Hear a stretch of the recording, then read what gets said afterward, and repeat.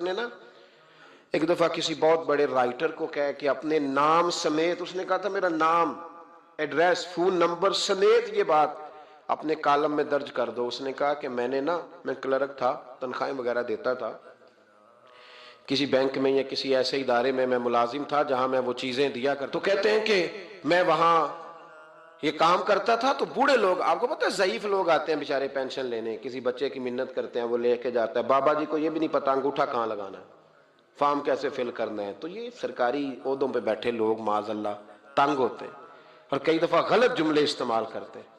تو کہا کرتا تھا کہ میں بڑا سخت رویہ رکھتا تھا، اب میری بھی پینشن ہو گئی ہے، اور اب جب میں خود لینے جاتا ہوں نا تو کہتے ہیں جتنے دھکے میں یہ تھے اس سے 11 گنا کھا چکا ہوں، پر معافی کوئی نہیں مل رہی۔ تو لوگوں کو یہ میرا نام لے کے ایڈریس سمیت بتا دیں کہ اگر اپنا بڑھاپا سیف کرنا چاہتے ہیں تو اپنی جوانی محتاط کریں، اگر اپنا بڑھاپا سیف کرنا چاہتے ہیں تو اپنی جوانی، اور بڑھاپے میں باتیں برداشت ہوتی، جوانی میں برداشت ہوتی ہیں، بڑھاپے میں تو لفظ سہے بھی نہیں جاتے، آنسو خود بخود نکل جاتے ہیں جب بچہ بات کرتا ہے۔ سنو یہ نوجوان یہ حدیث یاد کر لیں، یہ طبرانی میں موجود ہے، میرے نبی کریم علیہ الصلوۃ والسلام نے فرمایا یہ حدیث یاد کر لینی ہے، پڑھیے درود صلی اللہ ہو، پھر کہیے صلی اللہ ہو، چلے تیسری دفعہ بھی پڑھ لیں صلی اللہ ہو۔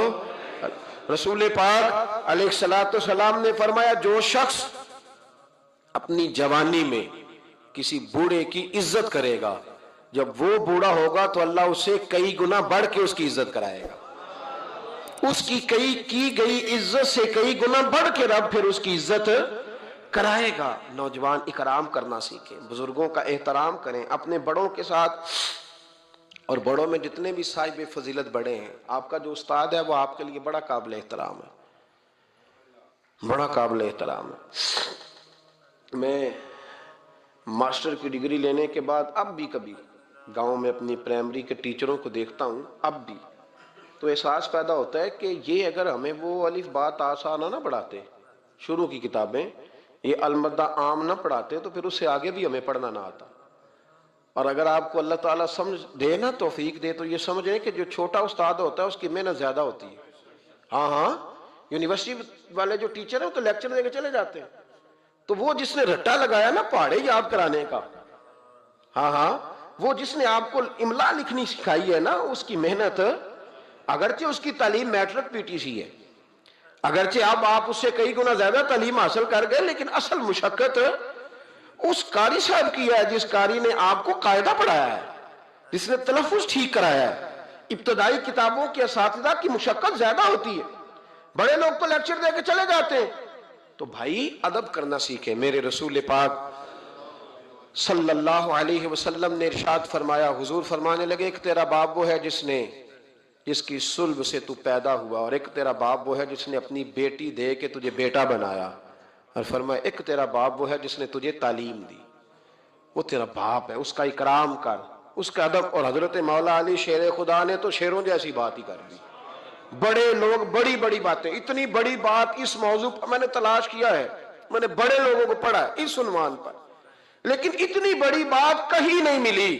حضرت علی المرتضیٰ رضی اللہ تعالیٰ عنہ فرمانے لگے جس نے مجھے ایک حرف سکھایا ہے وہ میرا استاد ہے، اگر وہ چاہے تو مدینے کے چوک میں کھڑا کر کے مجھے بیچ دے، میں اس کے ہاتھوں بکنے کو بھی تیار ہوں۔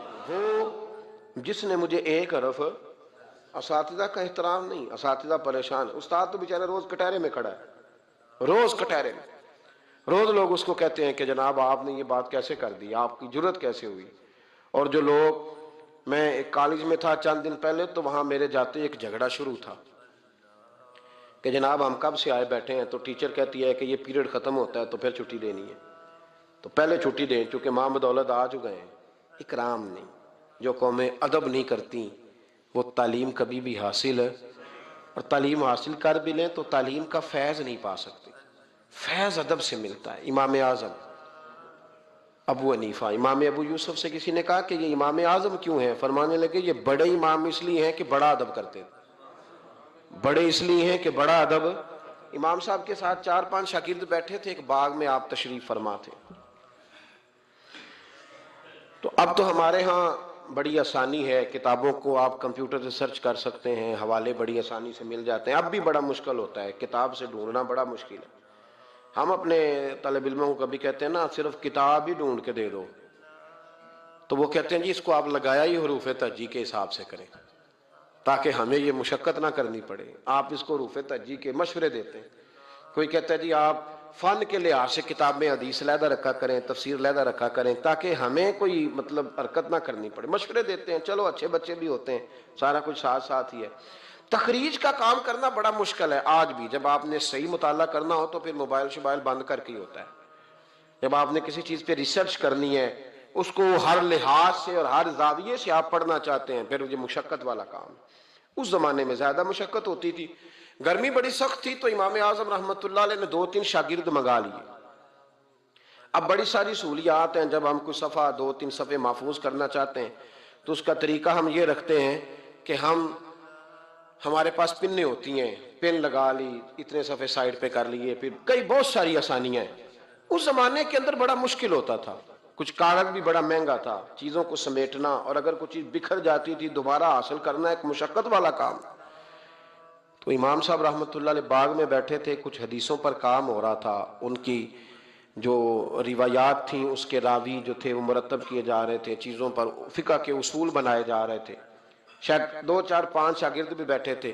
باغ کے ساتھ کچھ بچے کھیل رہے تھے، گیند گری ایک بچے کی. تو آپ کو پتہ ہے کہ ایک بچے کی ویسے ڈیوٹی لگائی جاتی ہے گیند ہی پکڑنے کی، کھڑا کرتے ہیں نا جی پیچھے اس کو کہ تو نے صرف گیند ہی پکڑنی ہے. مجھے چونکہ دلچسپی نہیں میچ سے، لہذا مجھے زیادہ نام وام نہیں آتے کہ اس کو کیا کہتے ہیں. تو اس کو کھڑا کیا تھا انہوں نے پیچھے. وہ گیند اچانک آ گئی نا جب باغ میں، تو بچہ دوڑا آیا، 12-14 سال کا بچہ. جب وہ آیا نا باغ میں تو امام صاحب نے آؤ دیکھا نہ تاؤ دیکھا، امام صاحب جھٹ سے اٹھ کے کھڑے ہو گئے. اور جب کھڑے ہوئے تو وہ کاغذ جو تھے وہ سارے بکھر گئے. اب امام صاحب کھڑے ہوئے تو شاگردوں کو بھی کھڑا ہونا تھا، وہ بھی سارے کھڑے ہو گئے، ان کا بھی سارا سامان بکھر گیا، ٹوٹ گیا، دائیں بائیں چیزیں ہو گئیں. بچہ چلا گیا، امام صاحب بیٹھ گئے. شاگرد بڑے ادب والے تھے، انہوں نے پوچھا بھی نہیں کیا معاملہ ہے. اب نئے سرے سے ساری ترتیب دوبارہ سے لگائی گئی. تھوڑی دیر گزری تو بچہ پھر باغ میں آ گیا. امام صاحب پھر اٹھ کے کھڑے ہو گئے، پھر ساری چیزیں بکھر گئی. تیسری دفعہ وہ پھر آ گیا، اب پتہ نہیں وہ کتنی دفعہ آئے گا. بار بار شاگردوں کو بھی اٹھنا پڑتا، وہ کاغذات سارے بکھر جاتے. بالآخر ایک شاگرد بول پڑے، کہنے لگے حضور یہ تو بچہ ہے، یہ 100 دفعہ آئے گا. تو امام صاحب نے برجستہ جواب دیا، فرمایا اگر یہ 100 دفعہ آیا نا تو ابو حنیفہ 100 دفعہ اٹھ کے کھڑا ہوگا. میں کھڑا ہوگا، تمہیں تو نہیں نہ پابند کر رہا. کہا حضور ماجرا کیا ہے، کون ہے یہ بچہ؟ تو امام صاحب فرمانے لگے یہ میرے استاد کا پوتا ہے، یہ میرے شیخ کا پوتا ہے، میرے مرشد کا پوتا ہے. اصلہ نال جے نیکی کریے تے نسلہ تاک نہیں پول دے، ہاں بے اصلہ نال نیکی کریے تے پھل کنڈیاں نال تول دے. یہ میرے حضرت کا پوتا ہے، اس گھر سے میں نے فیض لیا ہے. فرمایا میں نے نمک کھایا ہے، یہ کیسے ہو سکتا ہے کہ یہ آئے اور میں اٹھ کے کھڑا نہ ہوں، یہ 1000 دفعہ بھی آئے تو میں کھڑا ہوں گا. تو امام ابو یوسف فرماتے تھے اس دن مجھے سمجھ آئی کہ یہ جو امام صرف امام نہیں، امام اعظم ہے نا، یہ بڑے اس لیے ہیں کہ انہوں نے ادب بڑے بڑے کیے، انہوں نے اکرام بڑے بڑے کیے. ہمارے ہاں تو اب اتنی پریشانی والا معاملہ، اتنی پریشانی والا سوچ نہیں سکتے. بالخصوص وہ لوگ جن کا بڑا ملت میں اکرام ہونا چاہیے تھا، بڑا اکرام. مجھے صحیح بتائیں کہ ایک مستند قرآن و سنت جاننے والا عالم کسی ولیمے میں جائے اور ساتھ ہی ایم این اے جائے تو قدر کس کی زیادہ ہو رہی ہوتی ہے، ہونی کس کی چاہیے؟ یہ تکلیف والا معاملہ ہے، تکلیف والا.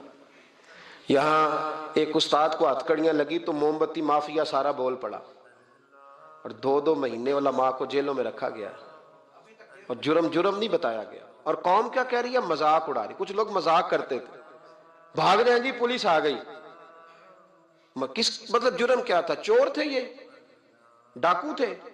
اور بہت سارے تو ایسے تھے جو کسی کاز میں، کسی کام میں، کسی ایسی ایکٹیویٹی میں بیچارے شامل ہی نہیں تھے، مدرسین پڑھنے پڑھانے والے، اور ان کو پکڑ کر اندر ڈال دیا گیا. اور وہ لوگ جو خود بڑے بڑے دنوں تک سارا ملک بند کرتے رہے، انہوں نے یہ جرم کیا، کوئی پوچھنے والا نہیں تھا.